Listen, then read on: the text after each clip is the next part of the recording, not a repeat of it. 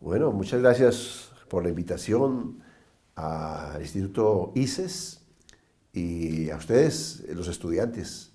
Gracias por estar aquí y espero que esta clase, este conversatorio que vamos a tener sea productivo para lo que tiene que ver con la introducción a la cosmovisión bíblica, que es de lo que se trata. Sé que les han estado hablando de cosmovisión, ustedes ya son expertos en cosmovisión. El pastor Rodrigo el día lunes, Rodrigo Tapio, también les habló de cosmovisión y sé que muchos de los que estamos aquí llevando los temas hablamos de cosmovisión. Entonces, es un tema bien interesante y yo me voy a centrar en algo un poquito diferente y es que el fundamento que vamos a colocar de la base bíblica puede estar enraizado en supuestos que no son los verdaderos. Y desde ahí entonces yo voy a tratar de entrar allá en su mente y usted va a hacer un análisis de lo que debería ser la cosmovisión bíblica y necesitamos quitar todo lo que no pueda estar ahí, incluyéndonos para que lo que usted escuche aquí no sea lo que usted tenga como esa visión, esa cosmovisión. ¿Qué quiero decir?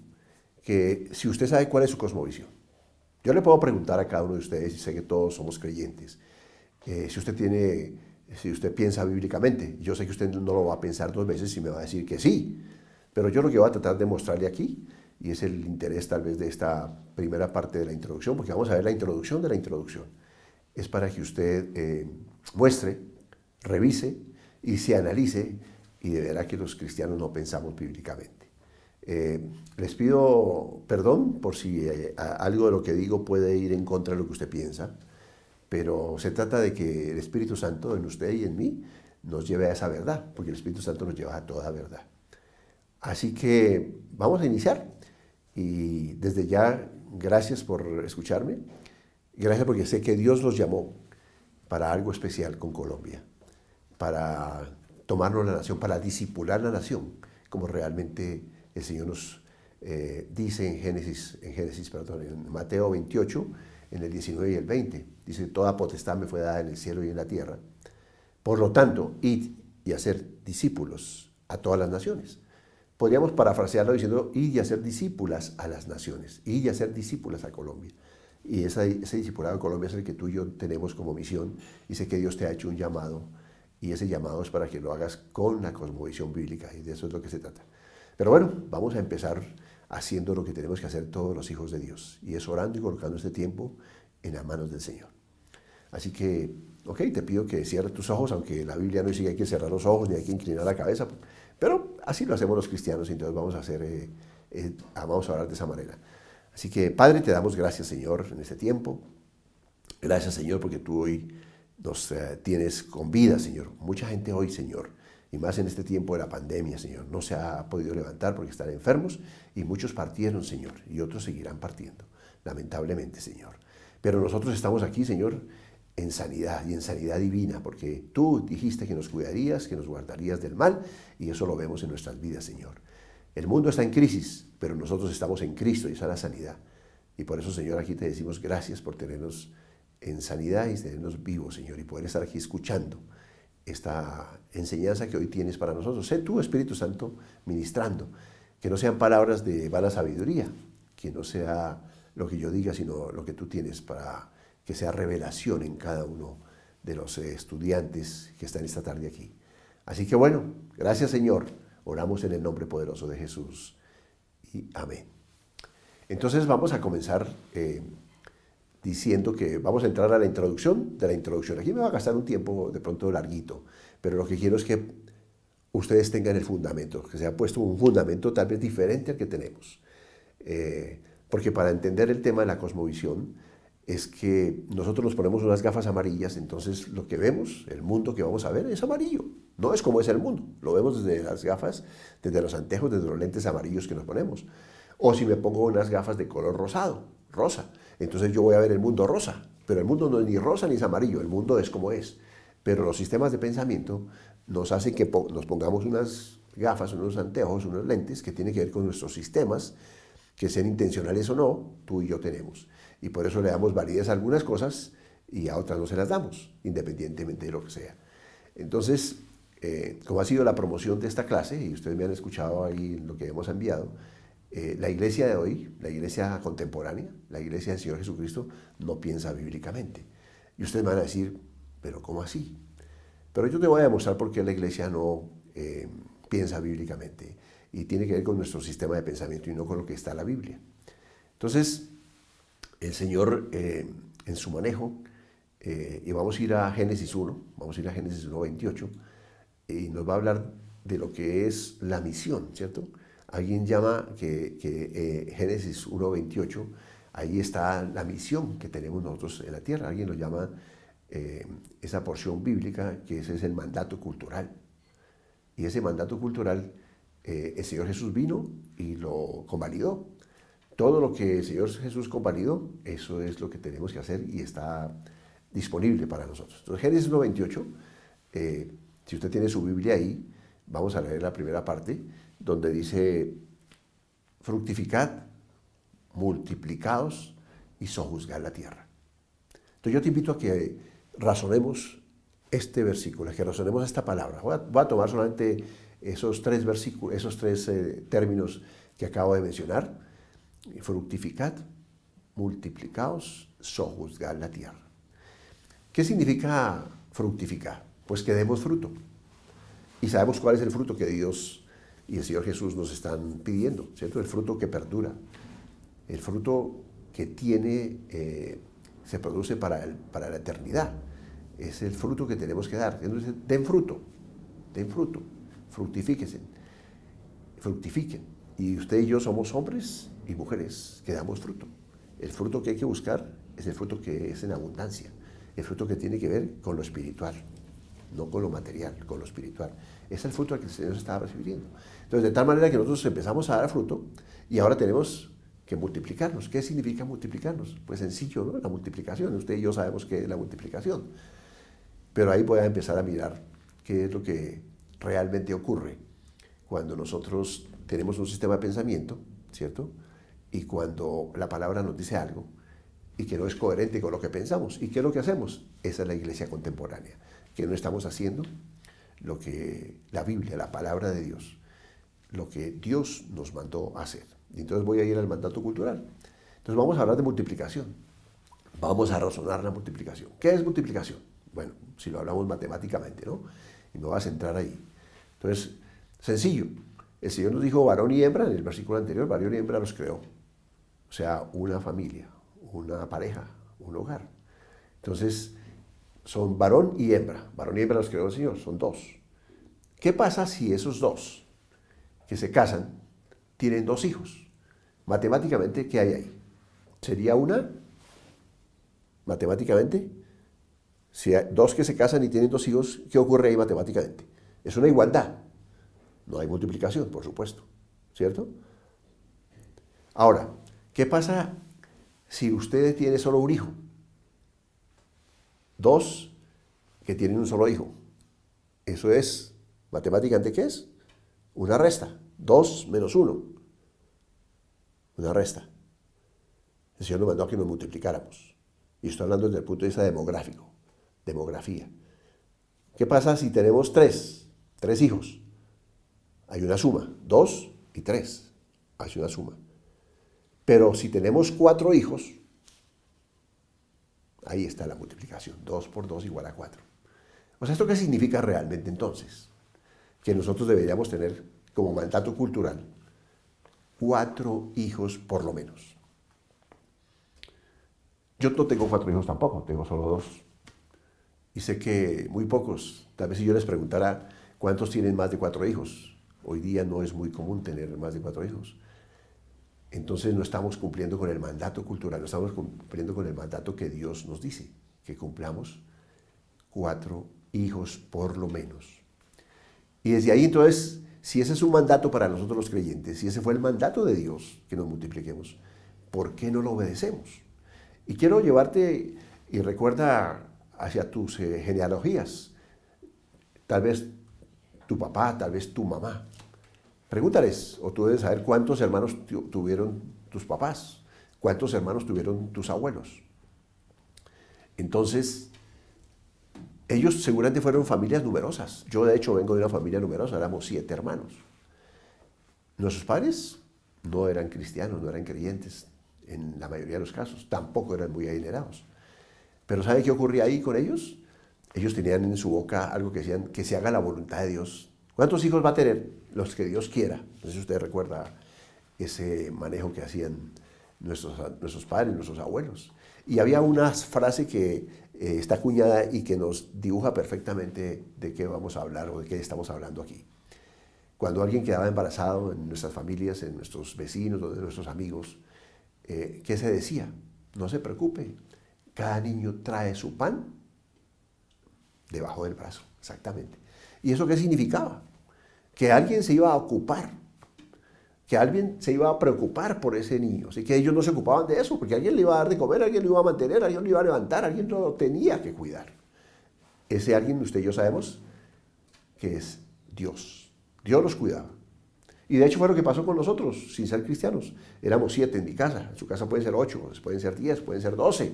Hay familias hasta yo conozco trabajé en la Asociación Colombiana de Facultades de Medicina y hacíamos una encuesta latinoamericana de demografía y recuerdo que había una mujer en Antioquia, en Medellín, que tenía 32 embarazos. Eran familias muy numerosas y alguien los cuidaba. Si pudiéramos mirar ahí qué pasaba, eran hombres y mujeres de fe. Tenían los hijos que podían y sabían que alguien los cuidaba. Y no eran ricos, no eran creyentes, pero tenían su fe puesta en algo.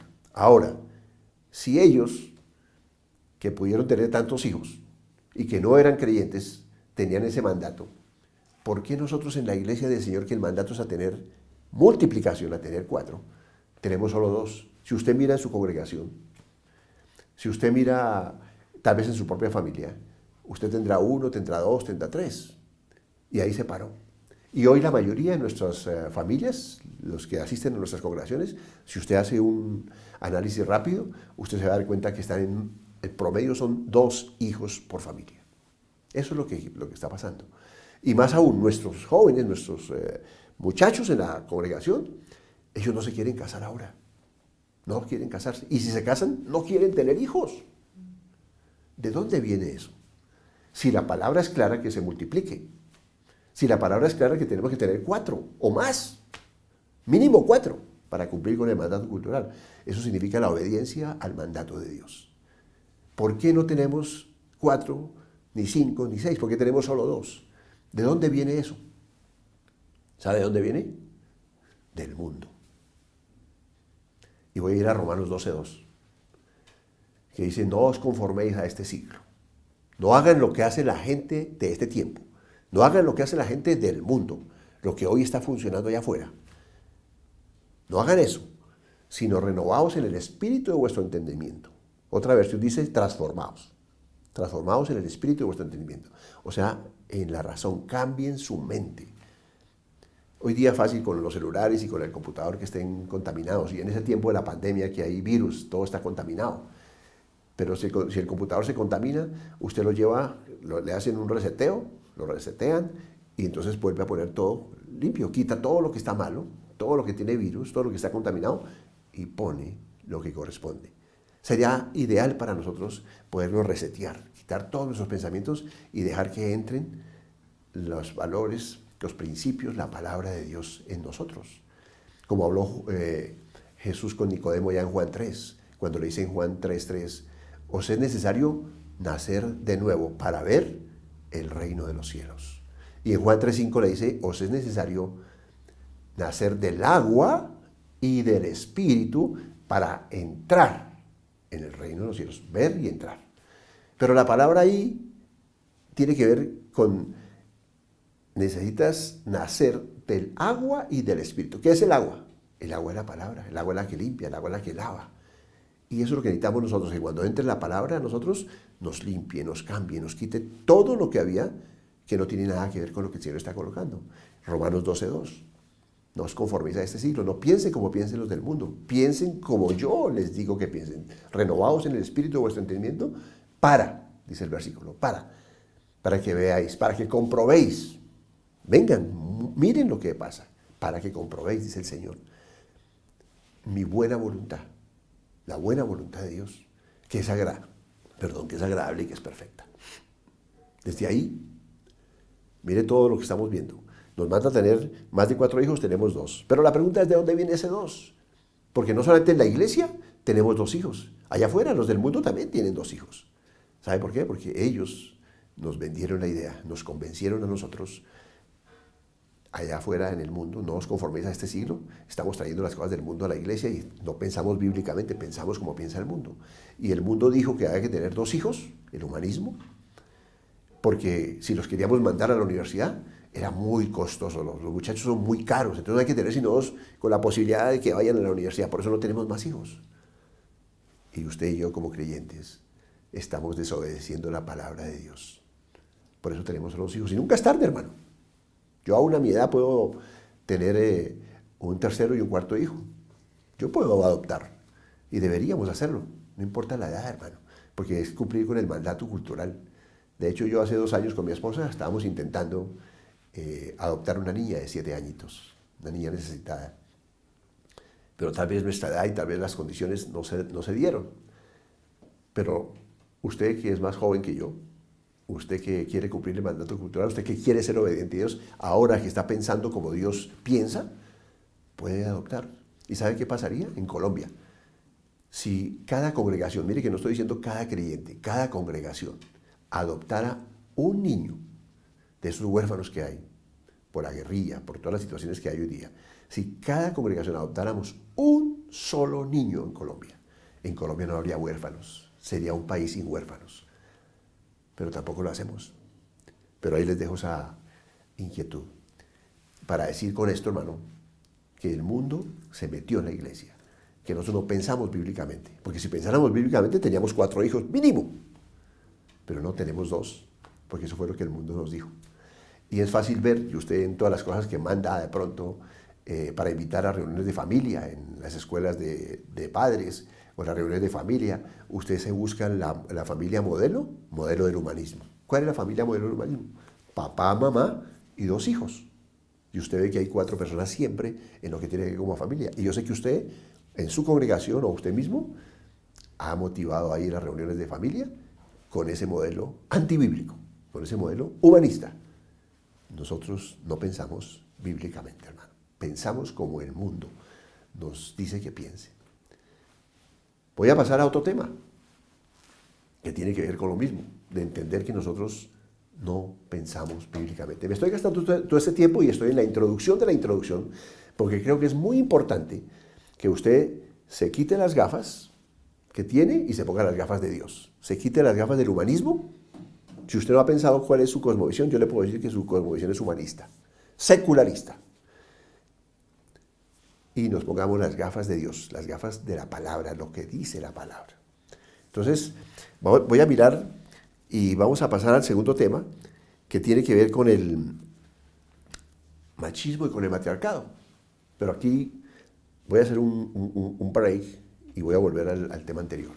Y tiene que ver con el cumplimiento del mandato cultural, que no lo terminé diciendo. Fructificad, multiplicaos, sojuzgad la tierra. ¿Qué es sojuzgar la tierra? Gobernar la tierra, tener el dominio. De ahí viene el gobierno. Ustedes gobernarán. Nosotros no lo estamos haciendo, pero hay alguien que sí lo está haciendo. Yo no sé de dónde lo sacaron ellos, pero lo están haciendo. Y lo voy a hablar de los musulmanes. Y lo voy a hablar específicamente del caso de Francia. En Francia, vienen hace más de 20 años, teniendo subsidios para que se multipliquen, para que tengan más hijos. Cuando hay un tercer hijo, le dan un dinero a la persona, un subsidio. Cuando hay un cuarto hijo, le dan un valor adicional, mayor que el del tercero. Y si tuviera un quinto, le darían mucho más dinero que el que le dan por el tercero o que el que le dan por el cuarto. Ese es el término como ellos pensaron que podían modificar entre su gente, entre los mismos franceses, para que tuvieran más hijos. Pero ellos ya tenían la cosmovisión de solo 2 hijos y no lo pudieron hacer. Muchos latinos llegaron a Francia y se veían beneficiados con este tema. Y no sé si sería la razón de los musulmanes, pero quiero contarles esa estadística. Yo soy un hombre de estadísticas. En Francia crece la nación, los franceses, al 1.8, ni siquiera a 2. Dicen los expertos en demografía que para que se mantuviera la nación estable necesitaría ser 2.2, ni siquiera 2, 2.2. Pero hoy crecen al 1.8, o sea, por debajo, o sea que tenderían en el tiempo a acabarse, a desaparecer, porque están por debajo del valor demográfico necesario. Pero ¿qué pasa con los musulmanes que están llegando a Francia? ¿Sabe a qué tasa ellos crecen? Al 8.1. Ellos tienen 8 hijos, .1 en promedio. O sea que algunos tendrán más de 8. El promedio es 8.1. ¿Qué está pasando hoy en Francia? ¿Y qué está pasando en Europa hoy como consecuencia de que los musulmanes están multiplicándose? Están cumpliendo ellos el mandato cultural. Porque Dios, en sus promesas, a quien las cumple, Él lo respalda. Porque Dios es un Dios de justicia. Si no lo hacen sus hijos, si no lo hacemos los cristianos, que tenemos solo 2 hijos, o ya no queremos casarnos, o ya no queremos tener hijos, los musulmanes están cumpliendo, se están multiplicando y están sojuzgando esas naciones. Este año, 2020, los franceses van a ser gobernados en las urnas porque los musulmanes son mayoría. Y lo estamos viendo en toda Europa. En Inglaterra, donde está el nacimiento del Evangelio en otra época. Todas las capitales, incluyendo la principal, Londres, del Reino Unido, los alcaldes hoy día son musulmanes, multiplicados y fructifican la tierra. Están gobernando, ¿no? Están cumpliendo lo que Dios le mandó a sus hijos, a nosotros los creyentes, y nosotros no lo hacemos. Pero ok, voy a pasar entonces al machismo y al matriarcado. Otra manera de pensar nosotros diferente, que difiere con la palabra del Señor. Nosotros, nuestros indígenas, ellos eran machistas, tenían relaciones solamente para tener hijos y sus esposas eran dominadas, ¿cierto? Vinieron los españoles a conquistarlos y ellos también eran machistas. Voy a hacer una síntesis aquí rápida. Cuando llegaron las esposas de los españoles y se dieron cuenta que ellos se habían cruzado con los indígenas y eran mestizos y que ellos no le han dado los apellidos que eran, pero ellos se dieron cuenta que eran sus hijos, aparece el matriarcado. Como que yo le acepto que usted tiene esos hijos fuera del matrimonio, pero ahora aquí la que manda soy yo. Entonces aparece el matriarcado. O sea, podríamos decir en el término correcto, patriarcado y matriarcado. Esa es nuestra cosmovisión, así pensamos nosotros, eso está en nosotros. Y yo podría decirles a ustedes que dentro de nuestras congregaciones hay machismo y hay matriarcado, aún en las familias pastorales. Yo conozco amigos pastores donde hay machismo y donde hay matriarcado. Es fácil analizarlo. ¿Qué dice la palabra de Dios frente al machismo y al matriarcado? En nuestras congregaciones uno puede ver que papá manda en la casa. Aquí mando yo, dice papá, pero mientras no está la mamá. Porque cuando llega la mamá es la que manda. Y el marido solo tiene que decir, sí, señor, sí, señora, sí, mi amor. ¿Qué dice la Biblia frente a eso? Dice que el hombre y la mujer somos iguales. Con diferentes funciones, porque Dios es un Dios de sabiduría. Nos dio a cada uno funciones diferentes.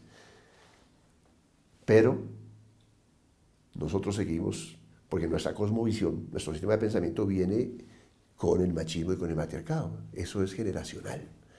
Por eso todavía lo tenemos. Ahora, si Dios dice que somos iguales y hay machismo y hay matriarcado en nuestras casas, en las casas de los que vienen a nuestras congregaciones, ¿y cuál será la mentalidad del muchacho, el joven que creció donde su papá manda mientras no está la mamá? Y cuando entra mamá, mamá es la que manda.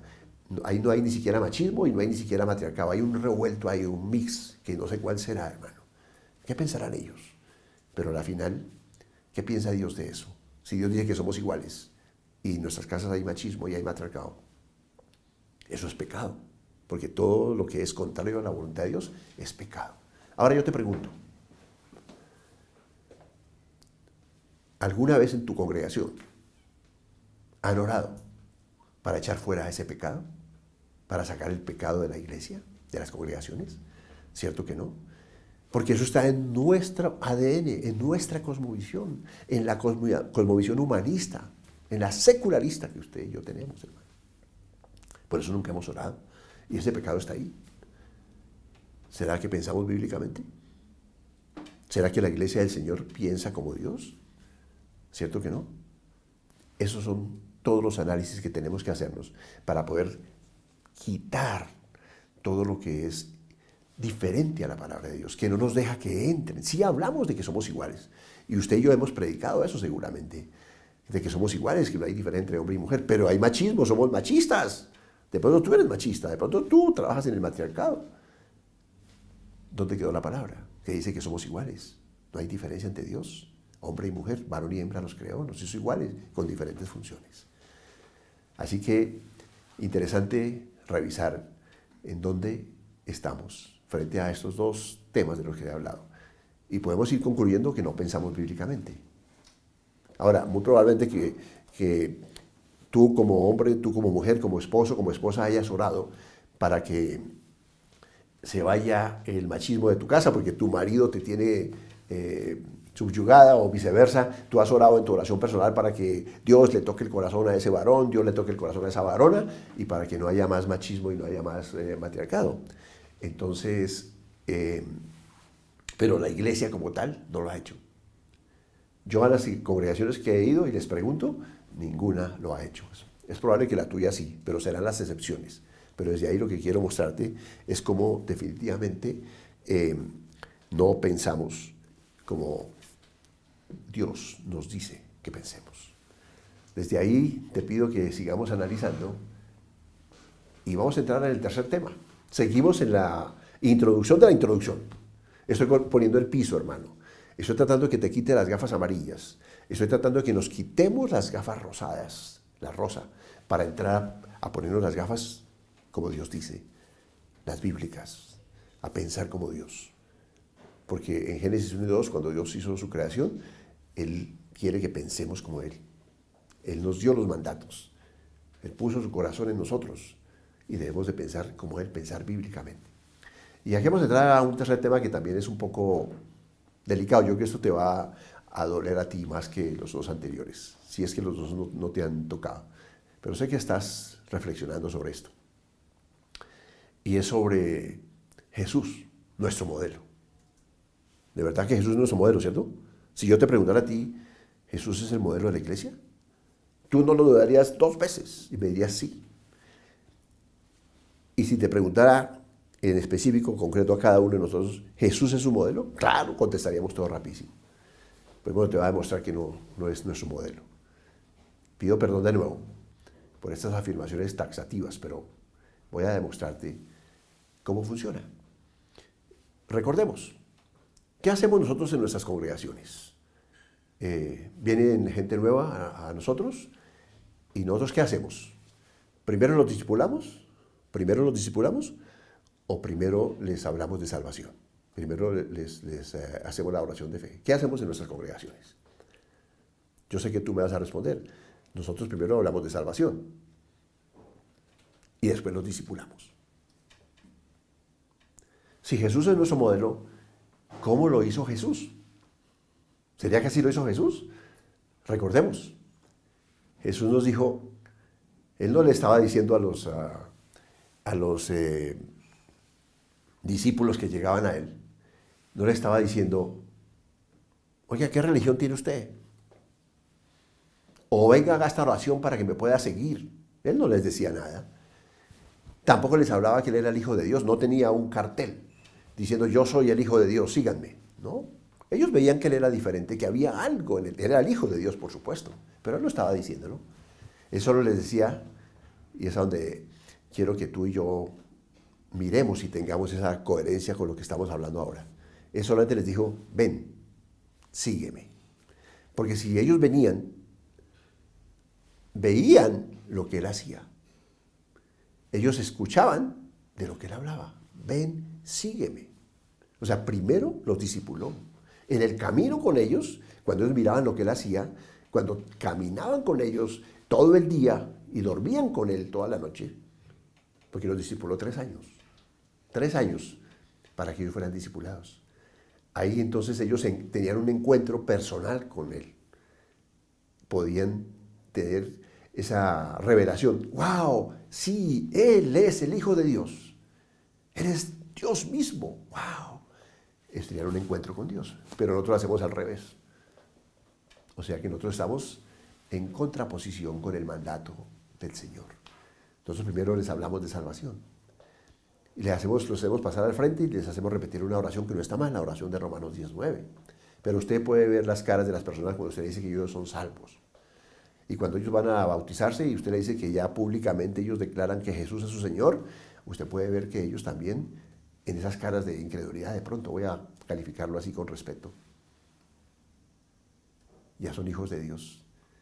Jesús primero los discipuló y ellos descubrían que Él era el Hijo de Dios. Ellos descubrían quién era, con el que estaban, quién era su maestro. Así que pensamos bíblicamente. Jesús es nuestro modelo. Mire, no es tan verdad. ¿Por qué? Porque usted y yo tenemos un pensamiento que fue creado a partir de nuestras escuelas, nuestros colegios, nuestras universidades, de lo que ocurre a nuestro alrededor, nuestros padres. Puro humanismo. No pensamos bíblicamente, hermanos. Estamos en contravía con la palabra de Dios. Y bien, voy a terminar con el cuarto tema que tengo para ustedes hoy, recordando que estamos en la introducción de la introducción. Espero que usted esté convalidando lo que estoy diciendo, y si yo estoy diciendo lo contrario de lo que está pasando ahí, usted por favor mírelo bíblicamente. Que el Espíritu Santo nos dé esa revelación, porque el que nos lleva a toda la verdad es el Espíritu Santo. Yo sé que el Espíritu Santo a ti te está hablando como me habló a mí, y estamos mirando todo esto, y estamos revisando que nuestra mente es una mente que es diferente. Y voy a terminar entonces con el cuarto tema que tengo para hoy, y que también es un poquito de dedo en la llaga. Y luego hablar de que nosotros enseñamos socialismo en nuestras congregaciones. ¿Qué, pastor? Sí, hermano, enseñamos socialismo. Lo que nos enseñaron nosotros es lo que enseñamos nosotros. Socialismo. ¿Cómo así, pastor? Le voy a explicar qué es socialismo de una manera sencilla, simple. Ustedes conocen mucho mejor los temas que yo, pero voy a esbozarlo. Cuando yo era niño y fui joven, estudié en el colegio y en mi primaria y en la secundaria, eran grupos grandes. Grupos grandes que eran promedio 50 compañeros que yo tenía, unos grupos de 50. Y esos grupos de 50 tenían la ventaja o desventaja, no sé cómo quiero llamarla, pero es el modelo que nos enseñaron a usted y a mí, era que todos nos enseñaban lo mismo. Claro. Por lo tanto, todos teníamos que aprender lo mismo. Cuando nos hacían pruebas, nos hacían la misma prueba para todos. Y todos teníamos que responder lo mismo. O sea, íbamos como grupo, todos íbamos para el mismo lado, para donde nos estaban llevando, nos enseñaban lo que querían y teníamos que aprenderlo porque no teníamos elección. Si por ahí había alguno, me acuerdo que lo sabía, que eran como más avesados, como muy inteligentes, como que se daban cuenta que eso, algo pasaba, algo que estaba raro, y él se quería salir del montón, él no quería seguir con el montón. ¿Sabe qué pasaba con él? Los sacaban del grupo, los echaban del colegio. Porque esos iban en contravía con lo que ellos querían. Aquí tiene que pensar igual, no puede nadie pensar igual. Nadie puede entrar a discutir sobre lo que está pasando ahí. O había otros que eran muy lentos, ¿cierto? Que eran los que se quedaban, los que no iban en el ritmo. En el que no iban en el ritmo la mayoría, del montón, del grupo. Y esos los sacaban también, no se quedaban. Nos enseñaban lo mismo, hermano. Teníamos que aprender lo mismo. Dios nos hizo a cada uno individual, hermano. No hay otro como usted. Usted es único. Es posible que usted hasta tenga un hermano gemelo o mellizo. Y son totalmente diferentes.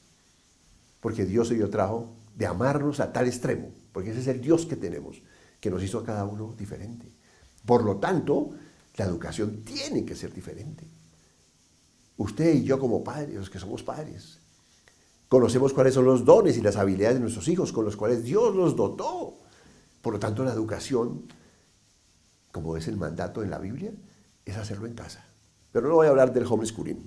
No voy a seguir ahí para meterle otra variable más a lo que estamos hablando. Entonces, nosotros íbamos con el montón, íbamos con el grupo. Nos enseñaban lo mismo. Inclusive los pupitres, hermano. Éramos ya dos pupitres. O sea, un pupitre de dos puestos. No había individualidad, jamás hay individualidad. Y Dios nos hizo individuales. Ese es el patrón bíblico, la individualidad. Tú eres importante para Dios y Dios quiere que tú hagas lo que tienes que hacer con tu individualidad. Pero no, la matamos con el socialismo. Y mire lo que está pasando en la iglesia. ¿Por qué digo que estamos enseñando socialismo? Esto que hacemos nosotros. ¿Y sabe dónde trabajamos con socialismo? ¿Que se nota más? En las escuelas infantiles, hermano. Con los niños. Con los que tienen su corazón limpio y puro, hermano. Donde podríamos trabajar sin ningún obstáculo para que la palabra del Señor venga a hablarles de cosmovisión a ellos. Pero ahí les enseñamos socialismo. En mi época, la repito, pupitres donde cabíamos 2. A lo mejor usted pudo haber ido en algunos que eran de a 1, gloria a Dios. Pero no significaba que usted no seguía siendo con educación, enseñado con educación humanista, con educación secular, con educación socialista.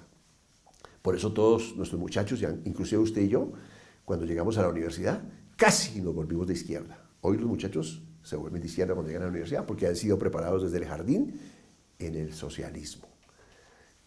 Razón por la cual hace 2 años, en la última elección presidencial, hermano, la mitad de los jóvenes de nuestras congregaciones, la mitad, votaron por la izquierda, hermano, votaron por el candidato Petro.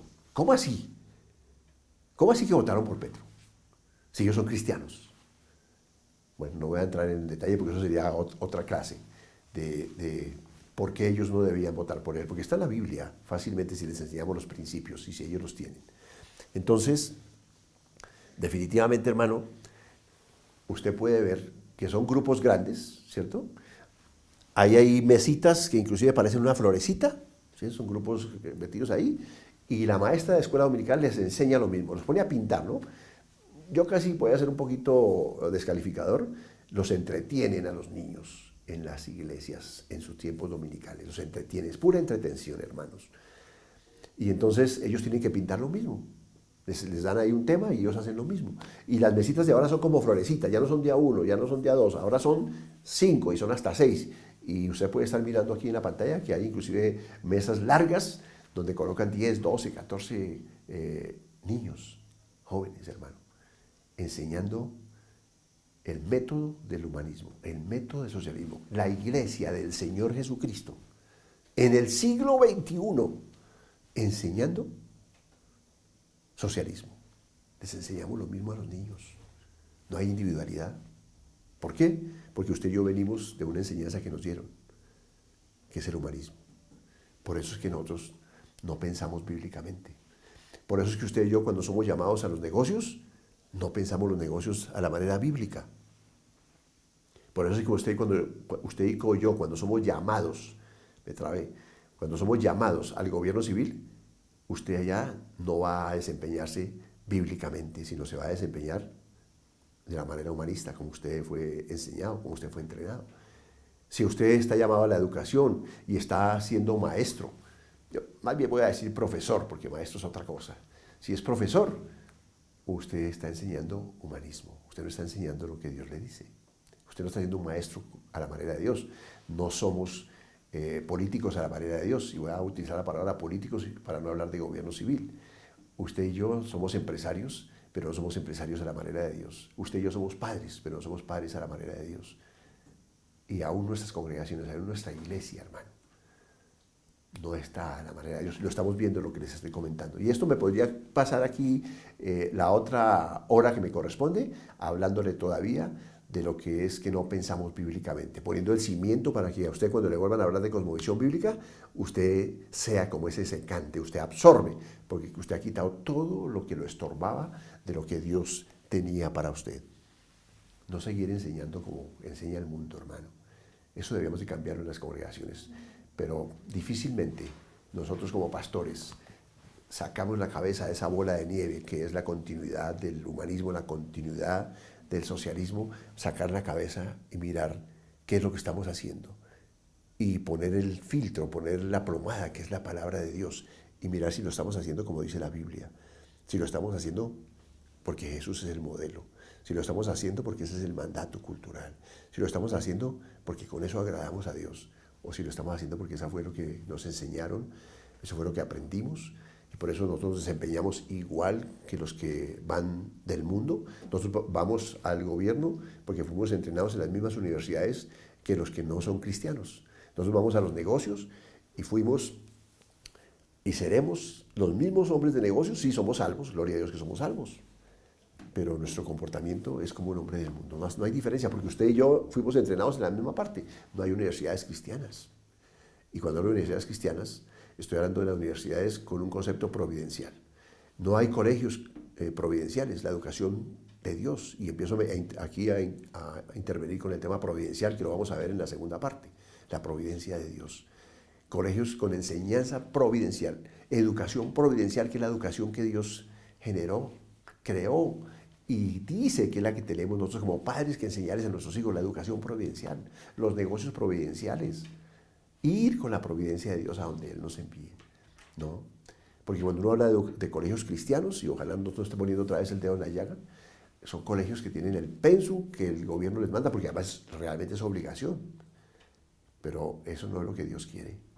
Nuestros estudiantes serían mucho mejores con el razonamiento bíblico, con la providencia de Dios. Serían los mejores estudiantes de todos esos que van al humanismo. Y desde ahí nosotros podríamos pensar qué estamos haciendo con nuestros hijos. Probablemente le estamos robando ese don que Dios les dio. El don del razonamiento, hermano. El don de entender la palabra razonada. Sí, nosotros decimos que todo en la vida cristiana es por fe, y gloria a Dios que así es. Pero por eso el libro de Santiago nos pedía que nosotros fuéramos solamente oidores de la palabra, y él dice que somos oidores olvidadizos, sino que seamos hacedores de la palabra. Que no hablemos solamente, que no hablemos de que somos iguales. Pero hay machismo y hay matriarcado. Que seamos iguales porque Dios nos dice que somos iguales, y que eso es un pecado, y que eso no abunde en nuestras casas, porque eso es pecado. Y eso nos aleja de Dios. Que nosotros podamos tener los hijos a la manera de Dios, mínimo 4, hermano, para cumplir el mandato de Dios, para ser realmente cristianos obedientes al mandato del Señor. Que cuando discipulemos a la manera de Dios, que Jesús realmente sea nuestro modelo. Y nosotros comenzamos a hacer niveles de discipulado. Llamamos discipulado el enseñar la palabra de Dios, y no está mal enseñar la palabra de Dios. Y hay lugares donde creen que entre más niveles haya es mejor el discipulado. Hay 8, 9, 10, 11, 12 niveles. Pero eso no era lo que hacía el Señor. Y no era que no les enseñara la palabra. Él los llevaba con Él, comían con Él, ¿cierto? Caminaban con Él, dormían con Él, veían qué era lo que Él hacía. Su maestro es su maestro, y ellos eran sus discípulos, y el discípulo ve a hacer al maestro y es lo que él copia. Sí les enseñaba también, por supuesto, no le entendían mucho, como ustedes saben, pero sí les enseñaba. Pero el discipulado no es enseñar la palabra, y no está mal enseñar la palabra, es enseñarles el carácter de Dios, es tener el carácter de Dios y discipularlos para que sean discípulos a la manera de Dios, con el carácter de Dios. Educación providencial, enseñar el carácter de Dios, que es lo que no les enseñamos. Conocimiento de Dios se lo saben. Y mnemotecnia, que es lo que hacen hoy día en las escuelas y en los colegios y aún en las universidades, eso sobreabunda. Son como si fuéramos máquinas. Nos enseñan en los colegios como si fuéramos computadores a memorizar, hermano, pura mnemotecnia. No hay razón, no hay razonamiento. Romanos 12:2 dice, no os conforméis a este siglo, no hagan lo que hacen. Razone, renovaos en el espíritu de vuestro entendimiento, transformaos por tu entendimiento, para que comprobéis la buena voluntad de Dios, que es agradable y perfecta. Te invito, hermano, a que comprobéis la buena voluntad de Dios en las cosas que nosotros estamos haciendo, pero que no son las que Él quiere. En las cosas que debemos hacer y que no son las que estamos haciendo. Así que con esto creo que puedo decirte, hermano, te he mostrado solamente algunos pequeños tips, simples, sencillos, que están ahí a la vista, de que no pensamos bíblicamente. De que la iglesia del Señor, tú y yo me incluyo, no pensamos bíblicamente, no pensamos como Dios piensa. Hablamos la palabra, la conocemos, no sabemos versículos, pero el Señor quiere es que la cumplamos, que la guardemos, que la hagamos y que seamos verdaderos discípulos del Señor, para que así Él pueda usarnos, para que Él sí pueda llamarnos y mandarnos, enviarnos a donde tenemos que ir a cumplir con su mandato. Transformar Colombia, transformar las naciones, hermanos. Decir, Señor, aquí estoy preparado, estoy capacitado. Mi mente es la mente de Cristo, porque eso dice la Biblia, que tenemos la mente de Cristo, y no la mente secular, no la mente humanista, no la mente que debemos tener la mente de Cristo, pensar como Cristo. Nuestra mente es cristiana, hermano. Nuestra mente debe ser con cosmovisión bíblica, la Biblia, el pensamiento de Dios, no el humanismo, no el secularismo. Casi yo podría llegar a concluir, y con eso termino, que somos cristianos, somos creyentes, nacimos de nuevo, vamos al cielo, hermano, claro que sí. Pero nuestra mente es totalmente farisaica, hermano. Somos fariseos. Somos nacidos de nuevo, pero pensamos como fariseos, hermano, porque hacemos las cosas del mundo. No hay diferencia. Donde tú y yo vamos, hermano, no se nota que somos cristianos. En una época andaban con la Biblia debajo del brazo. Eso ya cambió hoy por los celulares. Pero por lo menos ellos se notaban que eran diferentes. Decían que eran cristianos, aunque tampoco lo eran, porque tenían el mismo problema de nosotros. La religiosidad y todo eso que hay ahí por dentro, de lo que hemos hablado. Pero ellos por lo menos andaban con la Biblia y la gente sabía que eran cristianos. Hoy día, como ni cargamos la Biblia, ya nadie sabe, hermano. Somos iguales. Y Dios nos dice que no nos conformemos, que no hagamos lo mismo que hace la gente del mundo, porque somos un estilo de vida. Y si somos un estilo de vida, tenemos que hablar diferente. El lenguaje tiene que ser diferente y el lenguaje nuestro debe ser la palabra de Dios, ¿cierto? Cuando el Señor dijo que, cuando habla del discipulado allá de la gran comisión, y voy a insertar aquí la gran comisión, cuando él habló de la gran comisión, él nos dijo, ¿cierto? Ir y hacer discípulos a las naciones. Y nos habló de que impondríamos las manos sobre los enfermos y los enfermos sanarían. Hablaríamos nuevas lenguas, hermano. La lengua que tenemos que hablar, ¿cuál es? La Biblia, la palabra de Dios. Pero eso no lo hacemos nosotros. Nuestro lenguaje es el lenguaje del mundo. Es el lenguaje del mundo. Yo te voy a demostrar cómo suena de rara más tarde la palabra de Dios, que debe ser nuestro lenguaje. Pensar diferente, hablar diferente, actuar diferente. Somos una nación distinta. Si usted va a Estados Unidos, allá se habla inglés, allá son cumplidos, allá son disciplinados, ¿cierto? Allá es diferente. Si usted va al Japón, allá son distintos físicamente, ¿cierto? Allá hablan otro idioma, ¿cierto? Y allá tienen otra disciplina. Allá usted puede ir a comprar a los lugares donde están vendiendo las cosas y ahí no hay nadie que atienda, no hay dependientes, no hay quien atienda. Y hay un lugar donde está la plata, están los precios, usted coge, saca su plata, la coloca donde corresponde y si tiene que sacar el cambio, saca de la plata que hay el cambio, usted saca y se va para su casa. ¿Usted cree que eso pasaría en Colombia? ¿O qué pasaría en Colombia? No ocurre, ¿no? Naciones diferentes, estilos de vida diferentes, lenguaje diferente. Eso es lo que es un cristiano, un estilo de vida diferente. Habla diferente, piensa diferente y actúa diferente, porque somos los hijos de Dios. Los hijos de Dios. Pertenecemos a la familia de Dios. Tenemos un Padre, que es el Dios Todopoderoso. Bueno, nos veremos en el próximo módulo, que vamos a hablar de esas cosas también, pero ya ahora sí vamos a hablar de lo que es la cosmovisión bíblica. Vamos a entrar a mirar lo que es la cosmovisión bíblica. Aquí puse el piso, estamos en la introducción de la introducción. Espero que esto no te haya dolido mucho.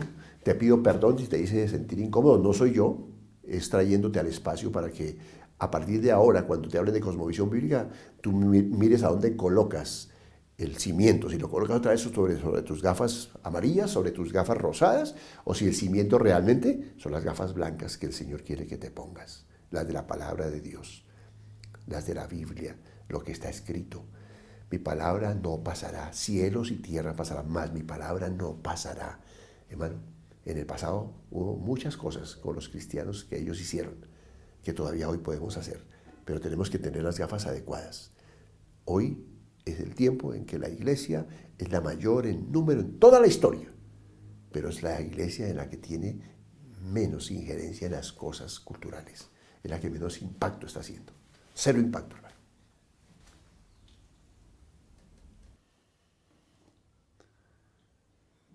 Bueno, continuamos. Espero que el primer módulo le haya dado visos en su corazón de escudriñar, de reinvestigar y de volver a revisar con el análisis de la palabra que tiene que ser la palabra en profundidad. O sea, razonar la palabra, no solo leerla, razonarla. ¿Qué es lo que Dios tiene ahí que usted en lo superficial no lo encuentra? Entonces hay que ir al fondo. ¿Qué es lo que Dios quiere mostrarnos? tenemos el Espíritu Santo en nosotros que nos lleva a toda la verdad, así que no hay problema. Muy bien, vamos entonces a iniciar con nuestra introducción, porque la otra es la introducción de la introducción. Entonces, con esa introducción yo quiero decirles que hay tres cosmovisiones, pero definamos primero lo que es cosmovisión. Y me gusta lo que dice Darrow Miller en su libro de la transformación cultural. Él dice que una cosmovisión, y lo cita como definición, es una perspectiva del universo con un conjunto de suposiciones en los que se cree, conscientes o no, y tienen que ser creídos por fe, así dice él. Y eso es respecto a lo que la persona acepta como la estructura básica del universo y cómo éste funciona. Voy a repetir esa última parte, ¿no? La gente cree y tiene que ver con lo que la persona acepta como la estructura básica del universo y cómo éste funciona. Esas son las gafas que hablábamos amarillas, las gafas que hablábamos rosa. Y hay tres tipos de cosmovisiones. Hay tres principales, hay muchas más, pero vamos a analizar tres principales. La primera es el animismo, que significa que la realidad última es lo espiritual. Ese es el animismo. Luego está el teísmo, que dice que la realidad última es personal, ¿sí? Está en el hombre. Y está el secularismo, que dice que la realidad última es física, es material. Esas son las tres cosmovisiones. Y yo voy a tratar de reducirlas a dos, de agruparlas en dos. Una es la cosmovisión que es teísmo judeo-cristiana. Esa es la que nos compete a nosotros, teísmo judeo-cristiana. O sea que la realidad última es personal. Y la humano, que es el humanismo, la humano secular o el humanismo secular. Y las dos son totalmente contrarias, son una antítesis, ¿cierto? Así que es importante que usted y yo tengamos exactamente esta concepción para poder empezar en nuestro tema. Y entonces hay una cantidad de problemas en el mundo hoy, problemas gravísimos. La pandemia justamente está mostrando la solución, entre comillas, para los que la motivaron, para los que la propusieron, para los que están haciendo. Viene desde otro lado, pero digamos que ellos lo ven así. Hay muchos problemas y lo están queriendo resolver. Y hay naciones que llevan ya varias décadas tratando de resolver los problemas. ¿Y dónde buscar? Ellos están buscando la respuesta. ¿Dónde encontrar la respuesta a tanto problema que hay en el mundo hoy? Y esos problemas estadísticamente los podemos mirar que necesitan respuestas, como está aquí en la pantalla, ¿cierto?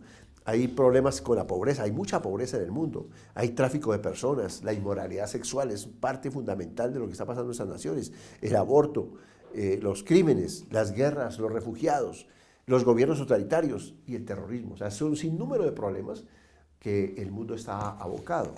Entonces, definitivamente nosotros lo que tenemos es que encontrar la respuesta, y la respuesta ha estado a la mano siempre. La respuesta está en la Biblia, todo está ahí. La Biblia es la respuesta para cualquiera de esas. Entonces la Biblia nos provee respuestas con principios de libertad para los individuos y para las naciones que están bajo opresión. La Biblia es la solución, es el manual por excelencia. Ahí se resuelve cualquier problema en cualquier nación, por grave que parezca, por indeterminado y difícil que parezca, la Biblia lo resuelve, porque es la palabra de Dios, la sabiduría de Dios. Entonces, sigamos mirando que la Biblia enseña y la historia lo confirma. Y aquí estoy introduciendo la palabra historia para que usted la tenga ahí en su mente. Vamos a hablar de historia. La Biblia enseña y la historia lo confirma, o sea que ha sido real en algún tiempo de la historia. Que en la medida que una nación aplique los principios de la palabra de Dios en todos los aspectos de la sociedad, ese es el grado en que esa nación obtiene libertad y prosperidad. ¿Qué quiere decir? Que una nación sale de sus problemas en la medida que lo que habla la Biblia en los diferentes aspectos de la cultura, en la economía, en la educación, en el gobierno, donde quiera que los implemente, ahí realmente las naciones van a obtener la libertad y van a obtener la prosperidad.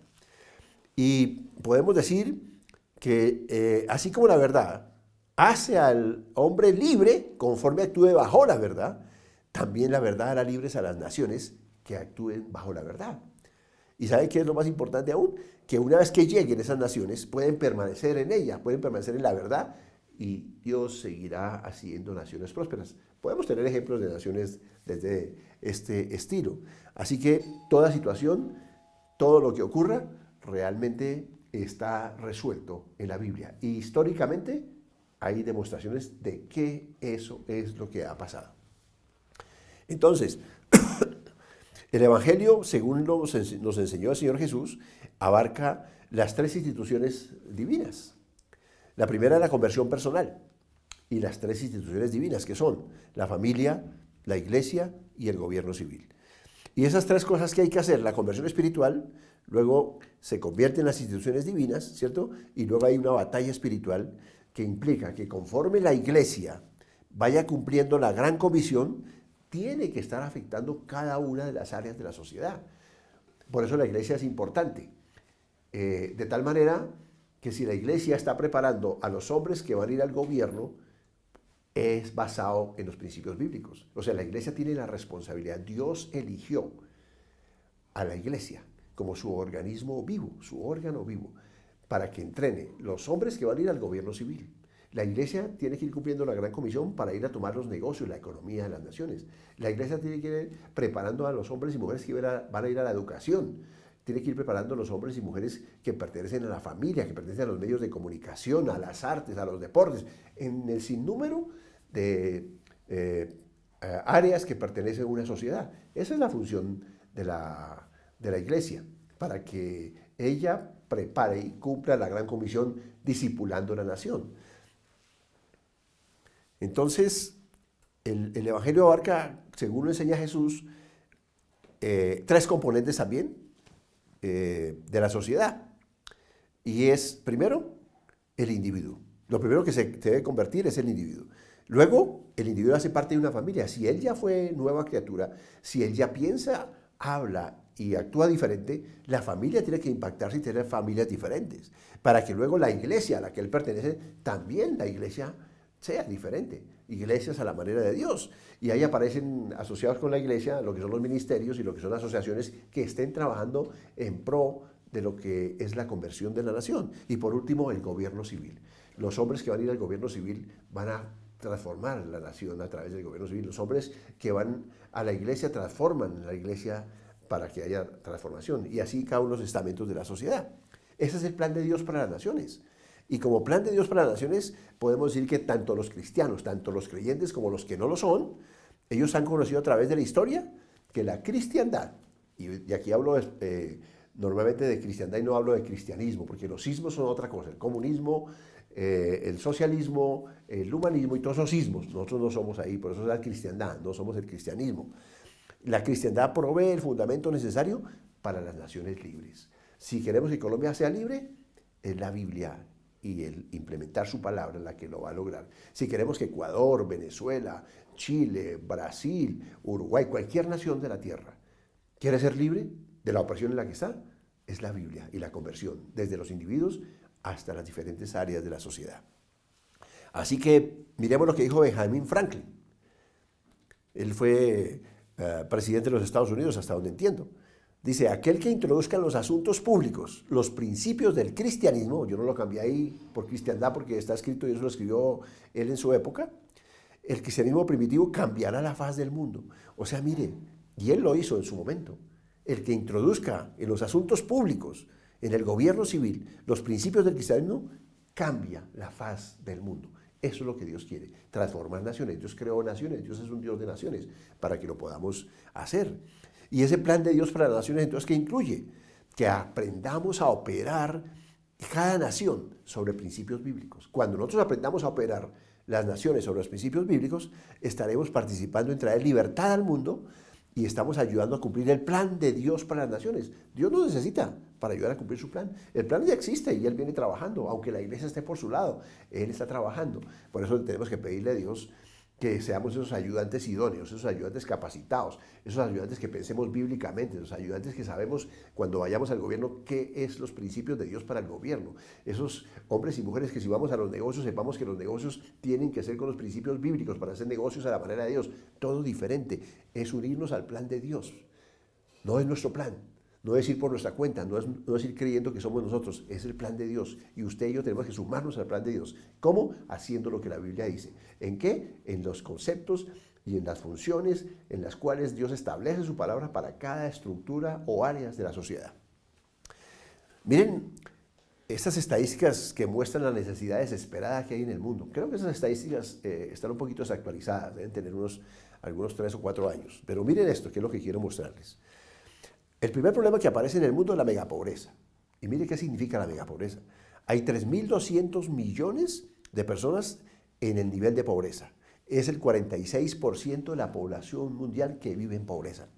1.200 millones viven en la pobreza absoluta, los que no tienen que comer, lo que hoy estamos viendo aquí en esta pandemia, que se quedaron sin empleo, que están en sus casas resguardados, los vendedores ambulantes, los microempresarios, no tienen que comer, hermano. Y esto era antes de esta pandemia. Esto tendrá que crecer de una manera realmente desacelerada. Hay 1.700 millones de personas sin viviendas adecuadas. 3.200 millones sin abastecimiento adecuado de agua, o sea, no tienen agua potable.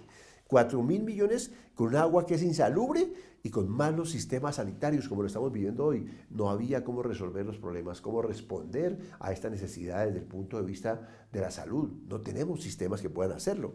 Hay 1.000 millones de analfabetas, 1.100 millones sin acceso a escuelas, no tienen acceso a la educación, 1.100 millones de personas, 1.900 millones sin acceso al cuidado médico, 650 millones que están al punto de la inanición. ¿Y eso qué significa? Que 26 millones de estos mueren por inanición cada año, 26 millones de personas, miren las cifras, y 2.100 millones de hambrientos malnutridos. Eso es un espectro grave, ¿no es cierto? ¿Usted qué piensa cuando mira estas cifras? Que hay que hacer algo, ¿no es cierto? Que definitivamente el mundo es un caos. Eso no fue el mundo que Dios planeó, ese no es el mundo que Dios creó. Él es el creador y Él es el dueño de todo, es el dueño del universo. Y Él hizo las naciones, pero eso no es lo que Él está esperando que ocurriera. Él espera que las naciones sean libres, que sean discipuladas, que sean naciones que sean prósperas, que no sean manejadas por la opresión. Eso es lo que Él quiere y es donde a ti y a mí Dios nos está llamando como su iglesia, para ir con una función especial al lugar de la misión a donde Él nos haya colocado. Si usted es médico, su misión es ir a llevar la cosmovisión bíblica a la medicina, para que ellos conozcan el plan de Dios. Si usted ha sido llamado al gobierno, usted tiene que prepararse, capacitarte con la cosmovisión bíblica, con la palabra de Dios, para que usted vaya allá y en los principios bíblicos haga la transformación del gobierno civil y cambie todo esto que estamos viendo aquí, que definitivamente es un caos y que no es lo que Dios quiere. Y la iglesia es la encargada de ir a hacer esa transformación. El segundo problema tiene que ver con el aborto. Hay muchos problemas, aquí los hemos agrupado solamente en 3. El aborto, que el 75% de la población vive donde el aborto es legal. Mire esto, aunque los cristianos sabemos que eso es un asesinato, pero nosotros hemos tenido que convivir con todo esto porque no estamos haciendo lo que corresponde. Sí, aquí salimos a pelear, nos salimos a discutir, hemos salido a hacer marchas y todo eso está bien, hermano. Pero hace años nosotros debíamos estar en el gobierno con hombres preparados, con cosmovisión bíblica, con el mensaje de Dios tal como está en la Biblia, para que eso no hubiera pasado. En el gobierno tendrían que estar allá generando leyes a favor de las cosas de Dios, no en contra de la voluntad de Dios. Y mire, el 25% de todos los embarazos del mundo terminan en aborto. Esos son cerca de 95 millones de abortos al año. Mire esas cifras, de las cuales el 38% son abortos que son ilegales. Estas estadísticas muestran lo desesperanzador que es mirar la situación del mundo hoy. Y el tercero, dictaduras y golpes. La toma del gobierno por la fuerza ha aumentado en los últimos tiempos más del 50% en todos los países del mundo. Y hoy día ya los golpes inclusive no son como eran en una época. Ahora es por la vía del voto, ya por la vía democrática. Países cercanos que usted y yo conocemos subieron a esos presidentes, a esos candidatos y se establecieron como presidentes y luego no se quieren salir de ahí y se convierten en dictaduras. Lo mismo que ocurría antes con los golpes militares o con los golpes de Estado. Hoy día el golpe de Estado es mucho más suave, ya está alineado, pero sigue siendo un problema grave. Qué necesidad tan importante de que las naciones sean libres de todas estas opresiones. Y entonces, podemos decir entonces que la historia está formada en el corazón del hombre. Dios ha puesto en el corazón del hombre las soluciones y desde ahí emana la vida, como dice, emana la vida que es basado en la palabra de Dios. El hombre bajo la providencia de Dios. Aquí introduzco otra vez, como terminamos en el módulo anterior, hablando de la providencia de Dios. Los asuntos externos de una nación son el reflejo de la convicción de los corazones de la gente. O sea, como es el corazón de la gente, así es lo exterior, así es la nación. Por eso decimos que tenemos los gobernantes que nos merecemos. Porque el que haya gente que es corrupta es porque hay ciudadanos que son corruptos. El que haya gente que son homosexuales y lesbianas es porque la comunidad, los ciudadanos tienen esa representación. O sea, ellos son el reflejo de la ciudadanía. Y en el corazón nuestro es que tenemos que empezar a cambiar todo eso para que venga y se libere de esa opresión. Repito, los asuntos externos de una nación son el reflejo de la convicción de los corazones de la gente. Y mire esto, un hombre que se llama Charles Rollin, eso es francés, no sé si pronuncié bien, pido perdón si lo pronuncié mal, él refleja la visión de los escritores, él era un escritor del siglo XVIII y expresaba que Dios es soberano sobre la historia. O sea, Dios es el autor de la historia, Él confeccionó la historia. Y miren lo que él dice, nada entrega a la historia una mayor superioridad en las muchas ramas de la literatura que ver de una manera impresa en casi cada página de ella los preciosos pasos y las brillantes pruebas de esta gran verdad. ¿Cuál es la gran verdad? Que Dios dispone todos los eventos como supremo Dios y soberano, que Él determina el destino de los reyes y la duración de los imperios, y que Él transfiere el gobierno de los reinos de una nación a otra a causa de los tratos injustos y de la maldad cometida. Mire lo brillante, siglo XVIII, y descubren lo que es realmente el impacto de la Biblia. Y mire esto, el reverendo S.W. Foljam definió en 1876 qué era la historia. Mire lo que dice él de cómo es la historia. Dice, la historia es la autobiografía de Él. Está hablando de Dios, ¿sí? La biografía de Él. Está hablando de nuestro Cristo, nuestro Dios. La autobiografía de Él, quien hace todas las cosas según el designio de su voluntad. Eso es Efesios 1:11. Él, la autobiografía de Él. Y mire que continúa diciendo, y quien graciosamente da el tiempo a todos los eventos por el consejo de su Cristo y el reino de Dios sobre la tierra.